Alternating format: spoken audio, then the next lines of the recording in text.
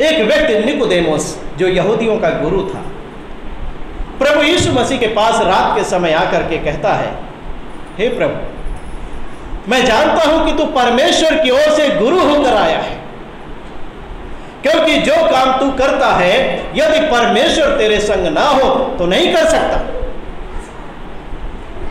तो प्रभु ने उसकी बात सुन करके ये नहीं कहा, हाँ भैया निकोदेमुस जी, आप सही कह रहे हो, आपने सही पहचाना, हम तो आए हैं परमेश्वर की ओर से, भैया बहुत बहुत धन्यवाद, आपने हमें पहचान लिया। क्या कुछ ऐसा कहा प्रभु ने? जब निकोदेमुस ने इस बात को कहा कि तू परमेश्वर की ओर से गुरु होकर आया, क्योंकि जो कार्य तू करता यदि परमेश्वर तेरे संग ना हो तो नहीं कर सकता। प्रभु यीशु मसीह ने उसके उत्तर में क्या कहा? प्रभु ने कहा कि वो छोड़ो, ठीक है, लेकिन मैं जो कहता हूं तुम्हारे लिए जो जरूरी है वो सुनो। प्रभु यीशु मसीह ने कहा कि मैं तुझसे कहता हूं कि जब तक कोई नए सिरे से ना जन्मे तब तक परमेश्वर के राज्य को नहीं देख सकता। हालेलुया। और ये बात सुन करके निकोदेमुस साहब, उनका दिमाग चकरा गया, कह रहे ये क्या बात है। और वो सवाल करने लगे प्रभु यीशु मसीह से कि जब मनुष्य बूढ़ा हो गया तो कैसे दोबारा जन्म ले सकता है?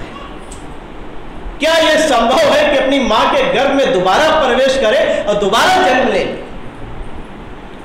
प्रभु यीशु मसीह ने कहा, तू यहूदियों का गुरु होकर यह भी नहीं समझता?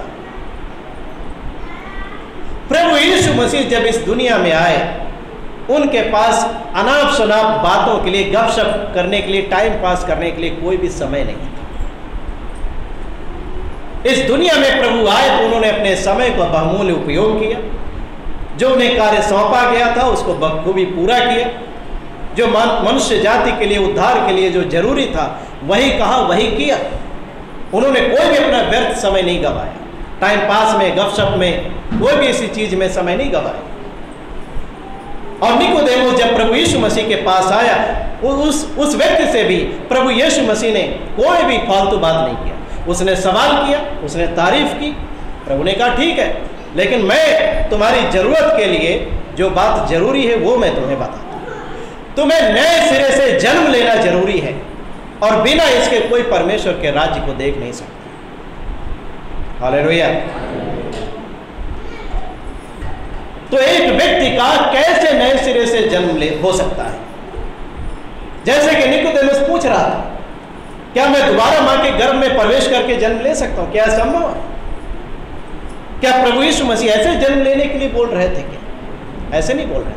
अब आप लोग सुन करके ये मत कहिएगा कि अच्छा हमें नया जन्म लेना है तो आज घर जाकर के हम फांसी लगा करके लटक जाए और फिर जो है अपने अम्मा पापा के द्वारा पैदा होंगे और फिर हम जो है स्वर्ग में प्रवेश हो जाएंगे, अपने माँ बाप के द्वारा दोबारा पैदा होंगे और फिर स्वर्ग में प्रवेश करेंगे। क्या ऐसे प्रभु यीशु मसीह जन्म लेने की बात कर रहे हैं?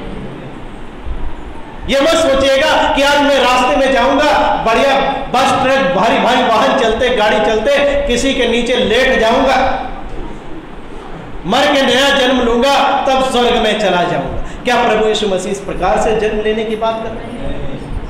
ऐसे नहीं। परंतु प्रभु यीशु मसीह ने क्या कहा? जब तक कोई जल और आत्मा से न जन्मे वो परमेश्वर के राज्य में प्रवेश नहीं कर सकता।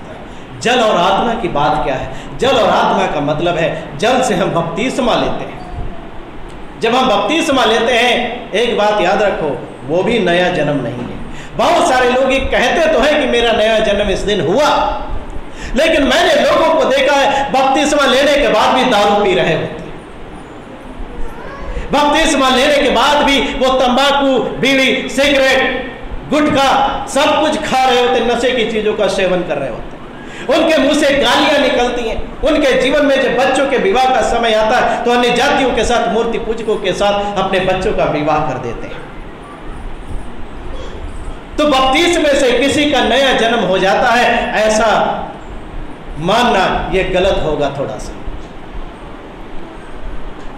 नया जन्म परमेश्वर का कार्य है, पवित्र आत्मा का कार्य है, और पवित्र आत्मा एक विश्वासी के अंदर आता है गुप्त रीति से और धीरे धीरे उसको बदलना शुरू करता है। हालेलुया। जैसे कि एक बच्चे का अंश उसकी माँ के पेट में पड़ता है और वो धीरे धीरे वो भ्रूण जो होता है आकार लेना शुरू होता है। टाइम लगता है, कई महीनों में वो पूरा बच्चा बन करके तैयार होता है। उसी रीति से एक विश्वासी का नया जन्म होता है। पवित्र आत्मा आकर के हमें अंदर से धीरे धीरे बदलना शुरू करता है। लेकिन किनको?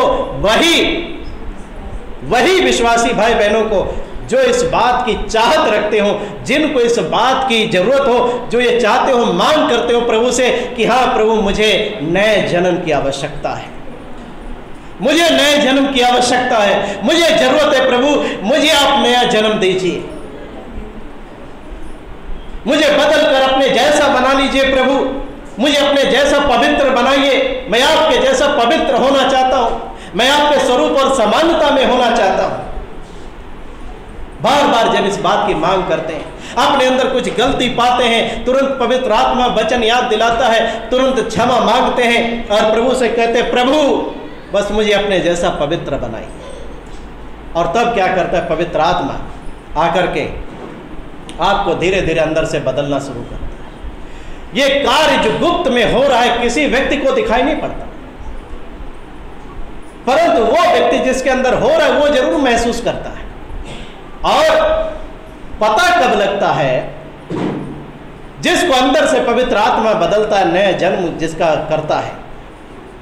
कैसे पता लगता है बाहर के लोगों को? उसकी बदली हुई बातचीत।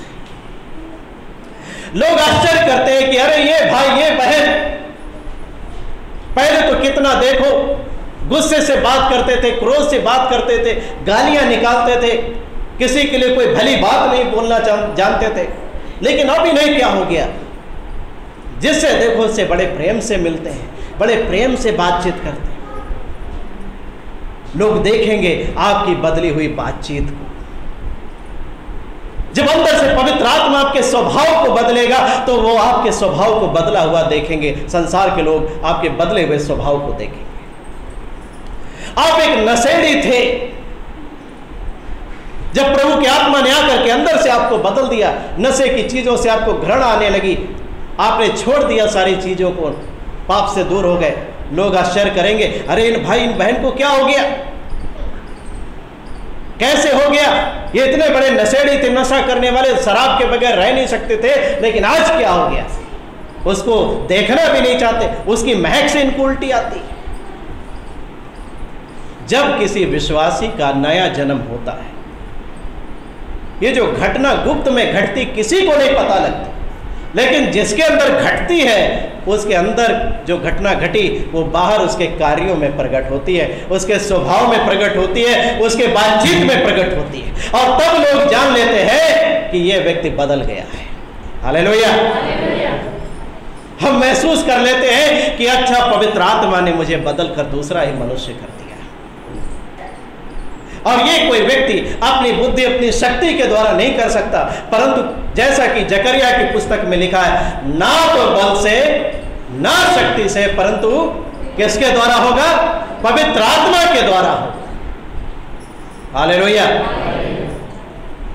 और इस निकोदेमुस से प्रभु यीशु मसीह ने कहा कि जब तक कोई नए सिरे से ना जन्मे स्वर्ग के राज्य को वो देख भी नहीं सकता, प्रवेश करना तो दूर, देख भी नहीं सकता।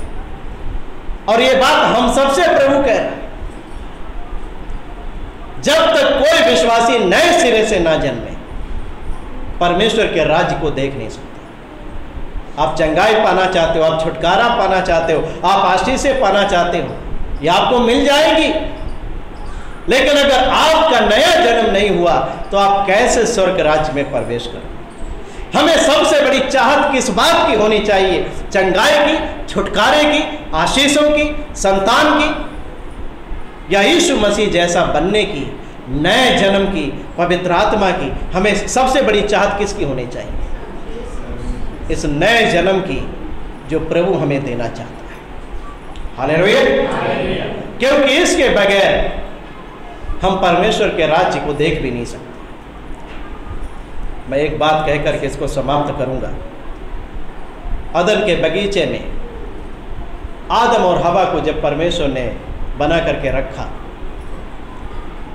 पाप के कारण इंसान परमेश्वर से दूर हो गया। लेकिन जब बनाया तो कैसा बनाया? अपने स्वरूप और अपनी समानता में, जैसा परमेश्वर था। लेकिन इंसान ने जब पाप किया तो उत्पत्ति की किताब में 3 अध्याय में 22 पद में लिखा हुआ है, परमेश्वर कहता है कि इंसान हम में से एक के समान हो गया। मतलब क्या है? हमसे अलग हो गया है।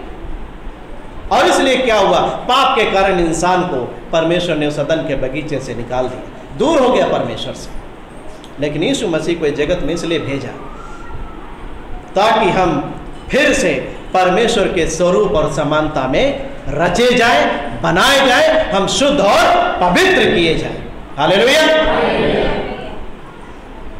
और जब हम प्रभु यीशु मसीह पर विश्वास करते हैं, और इसीलिए प्रभु हमसे मांग करता है तुम्हें नया जन्म लेना होगा। हमने पहले तो इस शरीर में पाप में जन्म लिया, लेकिन जब तुम मसीह के पास आते हो तो तुम्हें मसीह में परमेश्वर के घराने में नए सिरे से जन्म लेना होगा। और वो कैसे होगा? वो तुम्हें पवित्र आत्मा देगा। वो बपतिस्मे में तो हम मारे जाते हैं, गाड़े जाते हैं, दफन किए जाते हैं। जब हम डुबकी लेते हैं पानी के बपतिस्मे में, जब हम डुबकी लेते हैं, पानी के अंदर जाते हैं, वो पानी हमारी कब्र होता है। हम यीशु मसीह की मृत्यु में शामिल हो जाते हैं। और जो हमारा जीवन बाहर आता है, जो हम डुबकी लेकर के बाहर आते हैं, ये एक इस बात का चिन्ह होता है, प्रमाण होता है कि पुराना हमारा खत्म हो गया आज से, और एक ये नया है। आज से मैं यीशु मसीह के लिए जीऊंगा, उसी के लिए मरूंगा, उसी की महिमा करूंगा, उसी के कार्य करूंगा। मेरा जीवन न मेरी इच्छा पूरी करने के लिए, न किसी और बात के लिए, परंतु हर एक बातों में, कार्यों में परमेश्वर की महिमा के लिए है। हालेलुया। और पवित्र आत्मा को जब हम मांगते हैं, नए जन्म को मांगते हैं, पवित्र आत्मा हमारे अंदर आकर के इस कार्य को करता है और फिर से हमें परमेश्वर के स्वरूप और समानता में रचना और बनाना शुरू करता है। हर एक पाप से छुड़ा करके परमेश्वर की पहचान में हमें बड़ा करना शुरू करता है। हालेलुया। आज हमें इस बात की सबसे बड़ी चाहत होनी चाहिए, हमारा विश्वास मनुष्य के ज्ञान पर नहीं, परंतु परमेश्वर की सामर्थ्य पर निर्भर। हालेलुया। कौन सी सामर्थ्य? जीवन को बदल देने वाली सामर्थ्य। क्योंकि मनुष्य की ज्ञान की बातें अब आप सुनकर के आनंदित हो सकते हैं, मजा आ सकता है आपको, लेकिन आपका जीवन नहीं बदल सकता।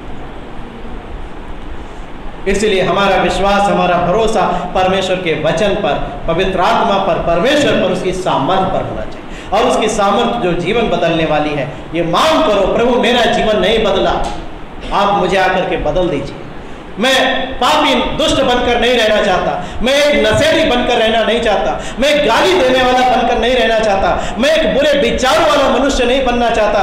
प्रभु मुझे हर एक पाप से छुड़ाइए, मुझे शुद्ध करिए, मुझे पवित्र करिए और मुझे अपने जैसा बना लीजिए, जैसे कि आप शुद्ध और पवित्र हैं। हालेलुया।